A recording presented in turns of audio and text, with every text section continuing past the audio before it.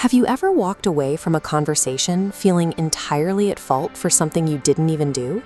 You aren't crazy. You are likely just manipulated. This network represents our baseline psychology.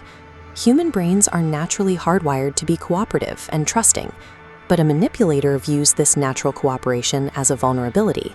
To them, your desire to help is a system flaw they can hack. Today, we are exposing 5 specific plays from the manipulator's playbook.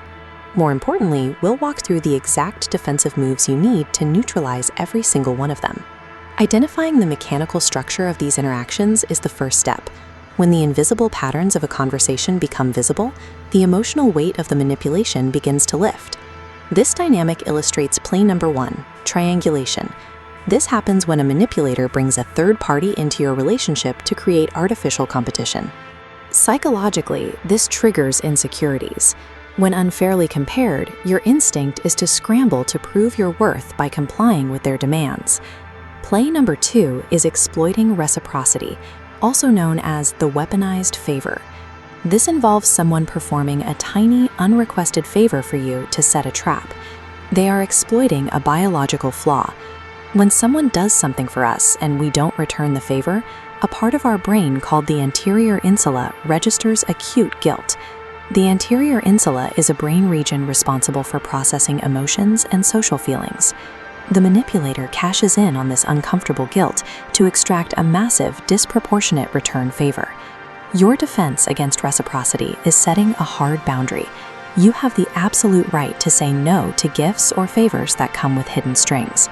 In both of these plays, the manipulator is not overpowering you. They are hijacking your own natural desire to be a good person. Play number 3 is blame shifting, or the Teflon man. You will recognize this when a manipulator commits a clear wrong, but masterfully twists the narrative until you are the one apologizing. The roots of this behavior trace back to concepts explored by psychologist Sigmund Freud. Some individuals lack the mental fortitude to face their own conscience. To survive the reality of their own mistakes, their ego automatically offloads that guilt onto the people around them. Because this is an internal ego defense for the manipulator, they are psychologically incapable of acknowledging their fault in an argument. Trying to correct their narrative only provides the conflict they need to sustain the shift. The only way to stop the cycle is to refuse the bait and disengage from the logic of the accusation entirely. Play number 4 is the foot in the door technique, or the creeping boundary. This progresses from a microscopic, seemingly harmless request to a massive, unreasonable demand. This relies on self-perception theory. Self-perception theory is a psychological principle stating that we develop our attitudes by observing our own behavior. Agreeing to that first tiny request rewires your brain to view yourself as a helpful person. Refusing the larger request later becomes psychologically painful because it contradicts your new self-image. To defend against the creeping boundary, never answer requests immediately. Always buy time by saying, "Let me think about it." These tactics work because victims get trapped trying to resolve the manipulator's manufactured chaos, rather than recognizing the chaos as the weapon itself.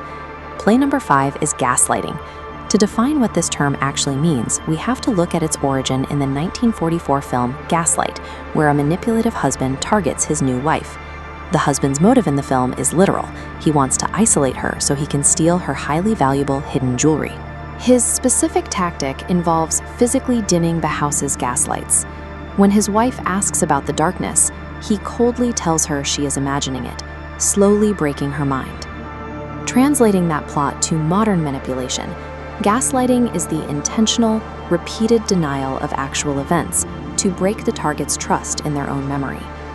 Your defense is to maintain physical reality anchors. Write down conversations or save texts to bypass a hijacked memory and keep a grip on the facts. Gaslighting operates as a total war on objective reality. By forcing a target to doubt their own senses, the manipulator ensures they become the only reliable source of truth left in the relationship. Strip away the emotional distress, and manipulators are just running tired, highly predictable scripts. But there is a vital warning here. This psychological framework is meant for self-defense and understanding. It is not a tool for aggressively labeling every annoying person in your life as a toxic manipulator. People are complex.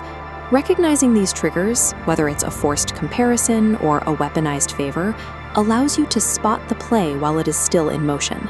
When you understand the psychological mechanism, you can maintain your boundaries without the usual weight of unearned guilt. Protect your peace. Share this video with anyone who might need this playbook, and subscribe for more deep dives into how your mind works.